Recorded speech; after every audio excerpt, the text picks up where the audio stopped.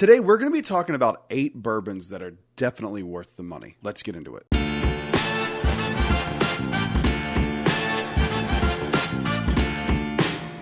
Hello everyone, welcome back to Brad's Bourbon Reviews. I'm Brad, and today we're going to be talking about 8 bourbons that are for sure worth what they cost. The cool thing about this video is that it kind of runs the gamut of things that are readily available to one that is not available really at all, but it is still worth the money in my opinion. Most of these you can kind of find, with the exception of 1 or 2. Every single one of these bourbons, if I saw them on the shelf at MSRP, I would pick it up in a heartbeat because they are really good, and most of them kind of like punch above their weight a little bit, and some of these I feel like I have to defend because I feel like some of them are getting treated a little unfairly. So these are in no particular order. Let's dive in with the first one here. First one up here is the Bardstown Origin Series. This is the white label. Realistically, you can put any of the bourbons from Bardstown, the Origin Series, in there. I wouldn't put the rye in just because I didn't love it. I think it's fine, but like it's just not my favorite. But the bourbons from the Origin Series are fantastic. I really like the white label one, and I really like the one that's like the newer one, the high wheat one, and the black label is probably my favorite out of the 3, but I feel like I kind of show that one a lot in videos, so I wanted to, show this one here. I think this one's just as good. The reason I love this one, I think it's worth the money, because I think they were like $45-50, something in that range, and like the quality of bourbon in these is crazy. I honestly think if you blinded this with a bunch of other bourbons in the same category, this would come out ahead and it wouldn't even be close. They are all exceptional and they're not expensive, and that's what makes them worth the money. They're high quality,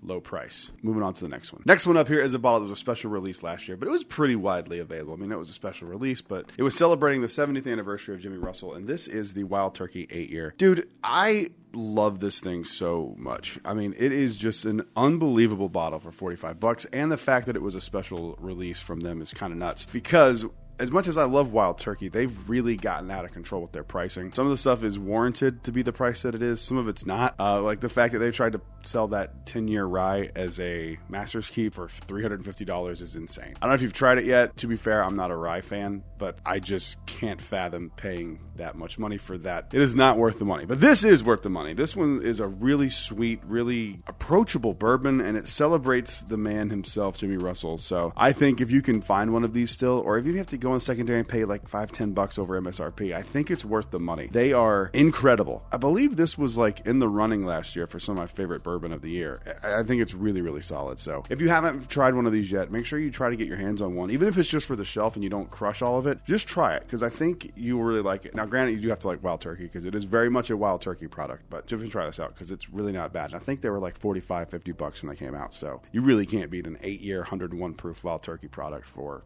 $50. Moving on to the next one. All right, this is a more recent release that had some controversy behind it, and I think it's only because of the brand name attached to it. I think if this didn't have the brand name attached to it, the price to quality ratio would have been appreciated a little bit more. I'm talking about the Old Fitzgerald 7-year bottled in bond. Look, this is a lower shelf version of Old Fitzgerald. I know people were upset about this when this came out because they were thinking it was going to be as good as some of like the other decanter series stuff. The reason it's not is because it doesn't cost as much. Those are a lot more expensive, and they are just higher quality bourbons all around. 7 years is a pretty substantial amount of time for a bourbon. Like some of the other distilleries, like Southern Grace Distilleries, does a 7-year. It's $100. This one being like $45-50, and they're saying it's going to be like readily shelf available. This is a no-brainer. Like, I don't understand why people were upset about this. If you thought this was going to be something as good as like the 13, the very, very special, like you're crazy. They would have released it in one of those decanter bottles and would have made a big deal about it, would have made a special release. But this is a very solid 7-year bourbon for the price. Just because it has the Old Fitzgerald name does not mean that it's going to be as good as some of those decanter bottles. I think this one got a bad rap, and it's just kind of unfortunate because it is really good once you get past all that stuff. This is the other one I think if you blinded this, it would do very, very well in blinds. Moving on to the next one. All right, this one here is a bottle that's pretty much available all over the place. Picks of it are available, non-picks of it are available. It's around $65, and I think for the money and the quality ratio, it's really hard to beat this one. I'm talking about the Jack Daniel's single barrel proofs.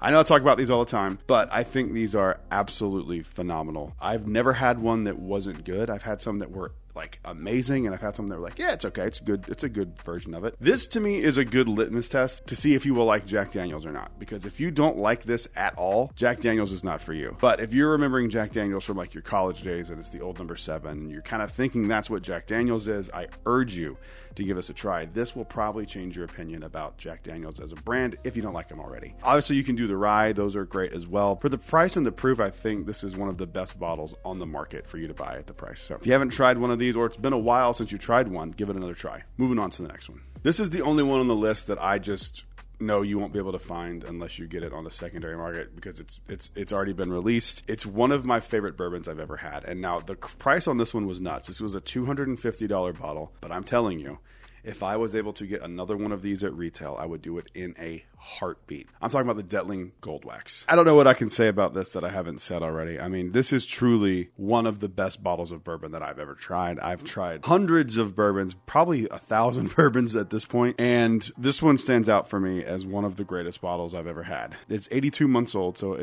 I could see people going, why would you spend that much money on a bottle that is that young? And to that question, I always say, have you tried it yet? Because age isn't everything, proof isn't everything, and sometimes magic can be made in Alabama, and that's exactly what this is. I really would pay a substantial amount of money to get another one of these. They are so incredibly good. These are going to be ones that I chase every single year now from Dling. I don't know if another one can be quite as good as this one to me because of the notes that are on this one. It's like dark chocolate, tobacco, leather notes on there. It's just like literally a bottle that was like designed for me. So I don't know if another one can kind of live up to this one, but I'm going to hold on to this as long as I possibly can because I think it's just absolutely incredible. Now, all Dlings are not created equal, but this one is absolutely phenomenal. So if you ever have an opportunity or come across one of these, I would say grab it. I mean, it's absolutely insanely good. If it's ever someone's like, I'll trade you Dling Gold Wax for whatever, say yes and trade. And if anyone wants to trade me something for one of these, I would be more than happy to do that. So you have one of these that you're willing to get rid of, comment down below. Moving on to the next one. This is probably the king of budget bourbon in my opinion. All things considered, price, quality, quantity, I think this is about as good as you could possibly do. This bottle is usually $13 in my area when it pops up. I'm talking about early times.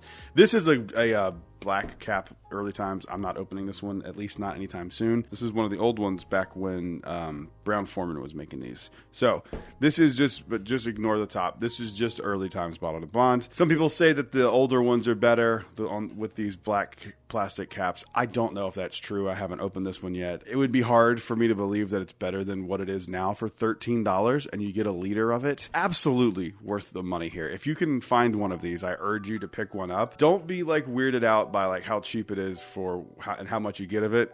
It's truly an undeniably great bourbon. I don't know if they know how good it is. Unbelievable bottle. I know it's not available everywhere, but if you're, traveling and you see one, definitely grab one. You're going to be happy that you did. And anyone who has tried it, comment down below, let people know what's up. But also don't tell anybody. I don't want this to become even harder than it is to find. Moving on to the next one. All right, this is also one that's like slightly allocated, but I will tell you this. I saw this bottle in every single state that I was in when I was bourbon hunting on the way home from New Jersey. So I think the tide has turned a little bit, and this one is a lot easier to find than it used to be. This is a bottle that I adore. This is Knob Creek 12 year. These are around 60 to 75 bucks is the range that I've seen them. Bourbons kind of don't get better than this, especially for the money. Like this is 100% worth that $60 to $75 range. 12-year-old Jim Beam juice, Knob Creek 12 year is a staple for bourbon. I adore this thing so much. This is my original one. I haven't bought another one yet. I'm going to at some point because I want to get into this and like really, really drink it because I think these are just absolutely phenomenal.